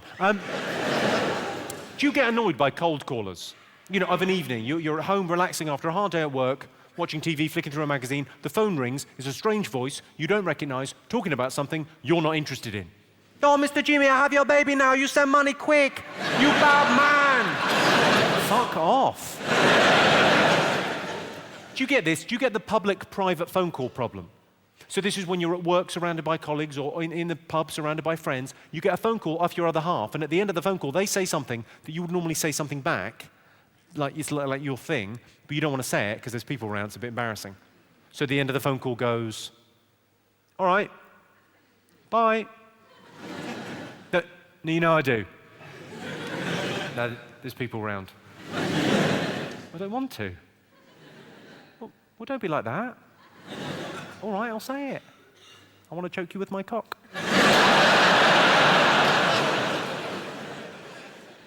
A charity worker came to my front door and they were collecting for a homeless shelter, so I gave them a cardboard box. Beggars can't be choosers, am I right? I did one of those nude calendars for charity. Yeah, Childline were livid.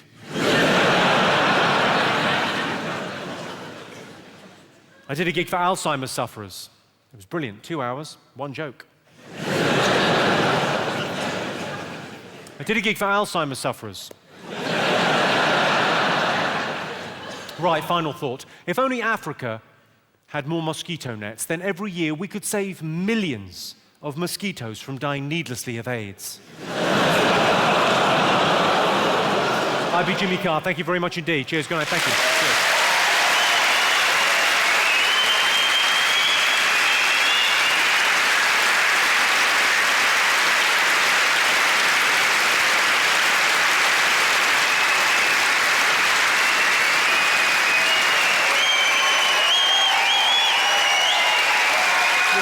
Time. Thanks very much. Cheers. Very nice of you, Birmingham. I couldn't ask for a better audience. It would hurt your feelings. Well, that's pretty much my show. I thought a nice way to end might be, there's a theory in comedy. Lenny Bruce, the American satirist, was the first to say it. He said the audience is a genius. And the idea is, the audience, you regulate comedy. You decide what a comedian can and can't say on stage, because if you don't laugh at a joke, it is not socially acceptable. If you do, then just by definition, it is socially acceptable. I thought, well, we could put that to the test tonight. We could start gently, work our way up, and see at what stage Birmingham goes, oh, for fuck's sake. Do you want to give it a go? Okay, all right, well, we'll start gentle, we'll work our way up, okay? So everyone's comfortable. At some stage, people will stop laughing, and then that's the end. Exciting. Well, we'll start gentle. Pope Benedict. Incidentally, he's called Pope Benedict because he comes with a hollandaise sauce. Hang on, that's not a hollandaise sauce. Benedict! As head of the Catholic Church, Pope Benedict is the boss of every Catholic priest in the world. He's effectively king of the pedos. I read about a Catholic priest that exposed himself, so they defrocked him. They don't help themselves, do they? Well, they do, that's part of the problem. This scandal could bring the Catholic Church to its knees. You've got to finish that one in your own head. Somewhat ironically. I don't think the Pope should worry about the sex scandal. It'll all get sorted out soon enough when Jesus Christ, our Lord and Saviour, comes back from the made-up. Well, you all seem pretty happy with a little bit of Christian baiting, yeah? Should we take it up again? Okay. My girlfriend can be really loud during sex. I don't know why. She knows no one's coming to help. Fine. Up another gear? Treat them mean, keep them keen. You all heard that expression? Treat them mean, keep them keen. Treat them mean, you will keep them keen. If that was really true, if that really worked, treat them mean, keep them keen, wouldn't the Jews absolutely adore the Germans?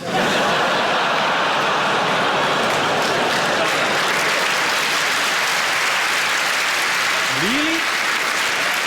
Really? A round of applause on a joke about the worst thing that's ever happened? Ever? Where do we go from there? It's a joke about the worst thing that's ever happened. Hang on. This might offend some of you. People say, smug, sanctimonious people, in my opinion, but people do say from time to time, you hear them, Princess Diana should have been wearing a seatbelt. If she'd been wearing a seatbelt, she'd be here with us today. To those people, I say this. I say, you try snorting cocaine off a cock in the back of a limo while wearing a seatbelt.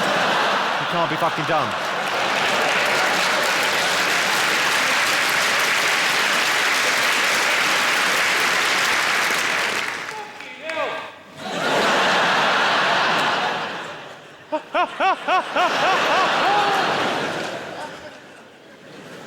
I saw that little shaky head there, and I presume that was disapproval, madam. But to me, that looked like you were going, it can't be done, I've tried a million fucking times. Where do we go from there? Okay, so we've had one fucking L, but everyone else seems fine. You better fuck off. A child can drown in just 4 inches of water, but you might as well run a bath. That feels like it should have been more offensive than it was. A child died in that joke. But I tend to do wordplay, so you get away with murder with wordplay, literally in that last joke. Because people go, well, it's just a joke, it doesn't really matter. Actually, when you talk about real stuff that's happened in your life that's a bit darker, and sort of observational stuff, which people think of as being more sort of family-friendly, but when you talk about real stuff that's happened to you, that's where people get more offended, if it happens to be darker. And you know, there's a weird thing where that's where comedy's useful. When bad things happen in your life, you need a bit of cheering up. That's where comedy has a purpose in our lives.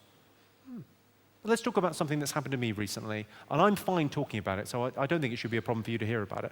But it is a little bit more, because it is a real thing, some people get a bit edgier, a bit more offended by stuff that's real. My girlfriend recently had a miscarriage, and it was doubly bad because I had to pay for it.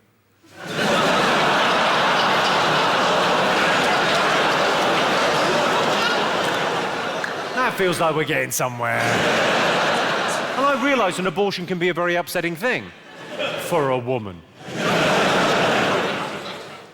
But at the same time, who doesn't get a little confidence boost when they lose a bit of weight?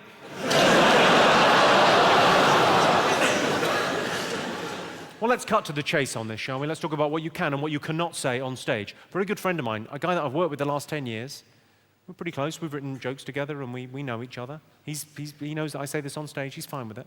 But Frankie Boyle, you all know Frankie, yes? Now, Frankie got into a lot of trouble last year for doing a joke on stage that contained the word Down syndrome. And I think it's sad. I think it does nothing more than betray his ignorance and insensitivity. What a spastic.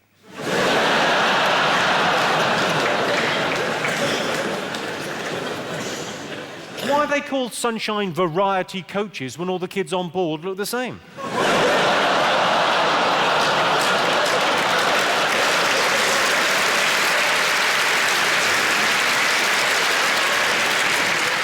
Well, if that joke's getting a round of applause, I'm out. I'm happy to back away from there. It's a weird thing, though, because I suppose the thing that we've all got in common in this room is we all share a sense of humour. We're all laughing at the same kind of things. It's a weird thing where I laugh the very loudest just before I have a sense of humour failure. I find that the closer to the edge, the funniest jokes for me are the jokes that I laugh at, and as I'm laughing, I go, I'm a terrible human being. Funny, though. Oh, I'm a terrible human being. Do you want to hear the joke that got me? Yeah. I heard a joke, it's an Australian joke, just a pub joke from Australia. That gives you an idea of how fucking brutal it is. The Aussies came up with it. Are you sure you want to hear this? Yeah. Okay, well, I'll cleanse my palate before I tell you this. Like a sorbet. It's like a Solero.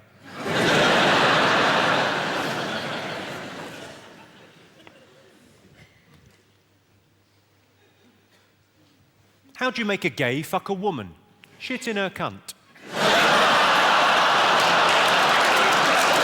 I know. Don't think I don't know, because I know. I know. There's no use giving me a look as if I didn't pay £25 to listen to this film. Because you did, and you know you did. I realise my jokes can often be brutal and cruel. And when you think about the content of what I'm talking about in these jokes, it is unacceptable, frankly. But then, the only purpose of these jokes is to make you laugh. There's no message here. No one's learnt anything this evening, have they? I fucking hope not. Because, I mean, the only purpose for these jokes is to make you laugh for 2 hours. It's to release endorphins. That's all I'm doing up here. They're just jokes. I'm just messing around. And some people just like being offended. It's a weird thing. I did a gig in Newcastle last year, and this woman came up to me afterwards at the signing, face like fucking thunder. I went, that was disgusting, rude, juvenile, filth. No better than last year. Fuck off. I don't know what the fuck I meant to do with that. Bloody crazy fool. Sorry about that joke. You realise that joke about the Australian pub joke, you realise that's the only joke you will now be able to remember. That's the way that works. Whatever the most offensive joke is the only one you'll be able to recall. The next time you're at a family wedding or a funeral... Fucking hell. Poor John. I know you're here to collect the body. I've lost my husband. I feel so terribly low. Maybe a joke would cheer me up. How'd you make a gay fuck a woman? I'll get me cult. Well, look, I haven't been up here on my own this evening. First and foremost, I interviewed him earlier. He's a funeral director. If you die, wouldn't you want to be looked after by him? And when I say looked after, I mean nothing more than what is normal.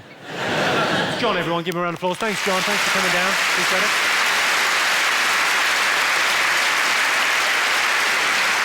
Thank you so much for coming out, especially this evening, because it's been sort of, the DVD record, which is always a bit of a nerve-wracking gig. And I fucking love playing Birmingham. I love coming here, and I couldn't if you didn't buy tickets and come out to the show. So thanks so much. I really do appreciate it, because I love my job. Thank you so much. I really appreciate it.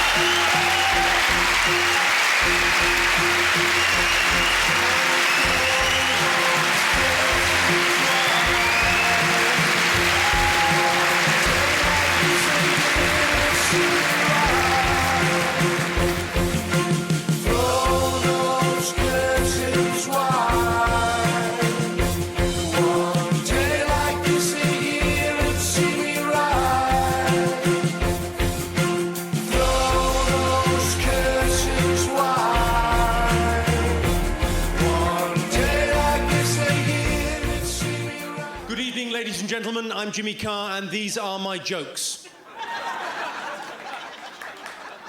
Let's not fuck about, I haven't got the time. I know what you're thinking. Oh my God, a Down syndrome Roger Federer.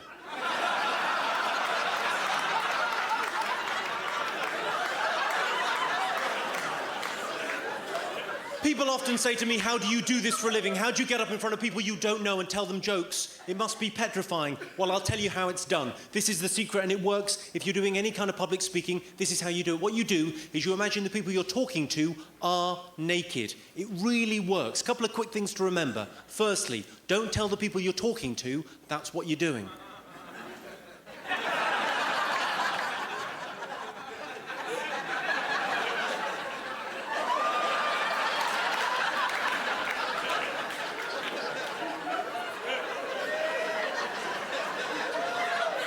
Because that can be a little bit creepy, can't it?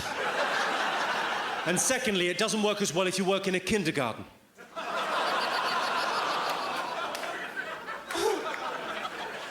If you're young and your parents are getting divorced, it can be a very difficult time, but remember, it's not your fault. Your mum's a slut.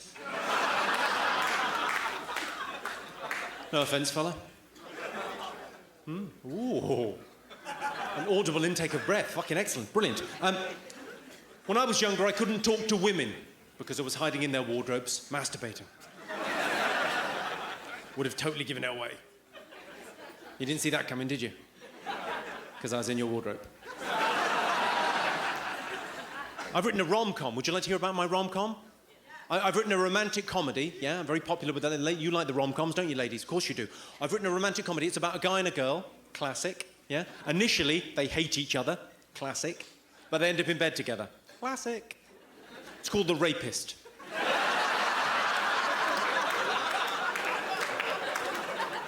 It's a good indicator. This is good advice for young men down here. It's a good indicator that a woman fancies you if when she's talking to you, she touches her hair. If it's her pubic hair, it's a cert. This is solid advice. That's some advice for the older men, the men in long-term relationships, because sometimes, ladies, we can take you for granted. I'm afraid we do. This is advice for the older men that have let standards slip. Can I just remind you, gentlemen, it is never acceptable to answer the phone when lovemaking.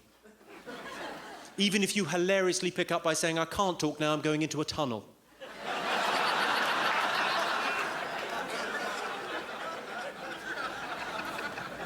Just a bit of advice for the younger men. If you are going to have sex with someone you don't know, always, always, always ask.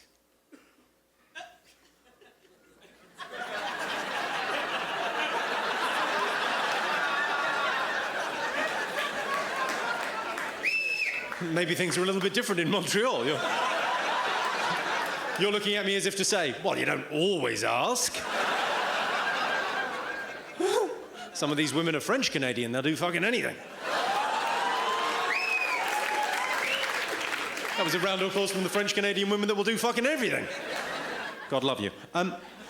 some common myths. You know the kind of stuff you read about on the internet? If you ever read about sex on the internet, you'll see myths. The stuff that just isn't true. The best lubricant for anal sex is not tears.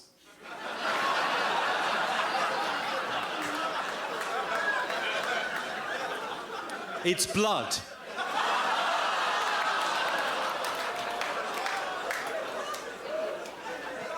Do you ever use pickup lines? Do you ever pick up a lady with a pickup line? Yeah, of course. Oh, well, I'll give you a few for free. The best pickup line, as we all know, the best pickup line is, will you hold my drink while I go for a shit? That's the best one, because if a girl says, not a problem, she's a keeper. As far as I'm concerned, that line is right up there with, does this rag smell of chloroform to you?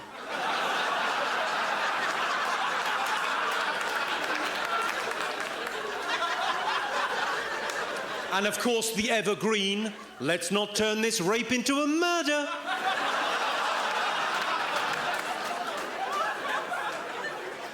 I was told by my priest, I was raised Catholic. Any Catholics in? Few Catholics? I was raised Catholic, and my Catholic priest told me when I was 12 years of age, he said to me, God is watching you when you masturbate. I said, is he a pedophile too, Father?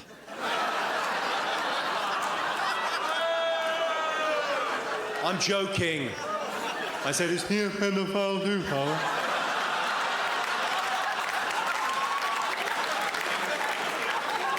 The thing that used to annoy me about church when I was growing up, the thing that used to annoy me about church was all the standing up and sitting down and kneeling. I wish you could just pick a position and fuck me.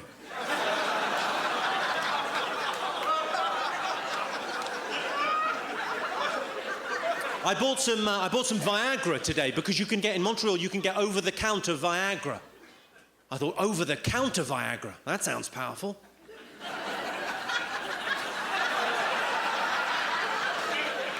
And I was reading the instructions, because it's a pharmaceutical, you have to take these things seriously. I was reading the instructions on the Viagra. It said on the instructions for Viagra, the warnings and such, it said, keep away from children. I thought, what kind of a man do they think I am? That can't maintain an erection with a child.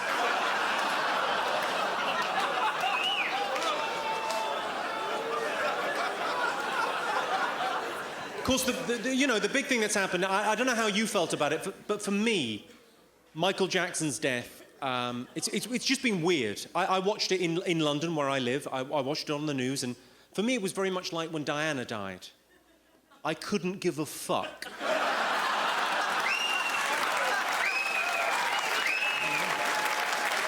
I was chatting to a guy at a party. He said, what does your girlfriend do? I said, anything but anal. I'm joking, she loves it. I've been with the same girl for 8 years, yeah? We're very happy, yeah? We're very, very happy together. We've been together 8 years and we're not married. People often ask us, they'll come up to us, if you're not married and you're in a long-term relationship, people often come up and they go, have you two thought about maybe,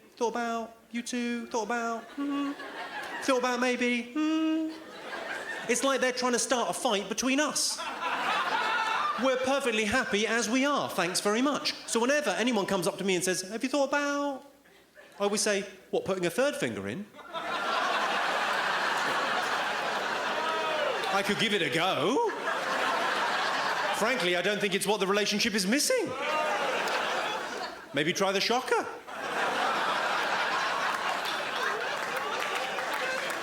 Two in the pink, one in the stink, that's how that works. Sorry, sir, you seem offended. Two in the goo, one in the poo. There.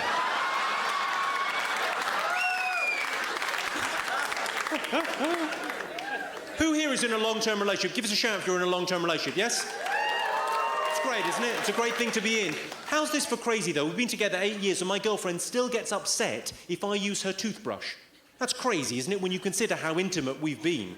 And if you can tell me a better way to get dog shit out of sneakers... I'd love to fucking hear about it, because there's nothing finer. So, did that just prompt a story between you guys? You've got to tell me, what's the story? I told a joke about dog shit in sneakers, and you went, you.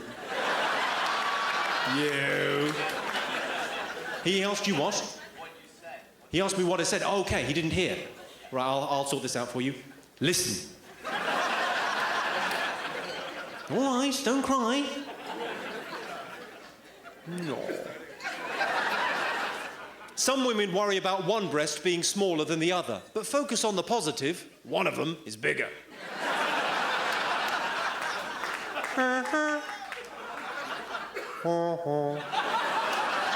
And we call that one our favourite. My girlfriend's got one of those tiny little strips of hair. What are they called? Moustache. People often ask me, people often say, have you ever had any gay experiences? Well, yes, Montreal, I have had gay experiences, and I don't mind talking about it. I've been in a shoe shop and said, I have to have them. I've described a cheesecake as to die for. But I've never had the gay experience where someone puts their cock in my mouth and or bum. And really, that is the one that counts. Doesn't count if you do it to them, does it?